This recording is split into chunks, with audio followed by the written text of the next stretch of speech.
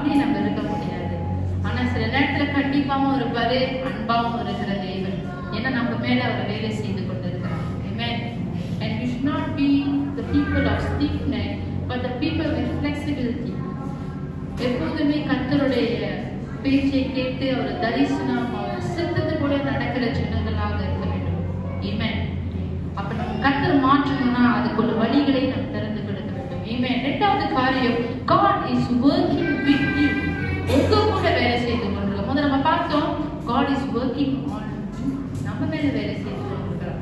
ஆனா இப்ப second is God is working with you. உங்க கூட வேலை செய்து கொண்டிருக்கிறார். Amen. He is with you. அப்ப சொல்றோம் இல்லையா, ஆண்டவர் கூட இருக்கிறார், ஆண்டவர் கூட இருக்கார். இருக்கிறது மாத்திரம் இல்ல, but God is working with you. உங்க கூட என்ன செய்கிறாரு? வேலை செய்து கொண்டிருக்கிறார். பார்க்கலாமா? லூக்கா 17 வசனம் 6. Luke 17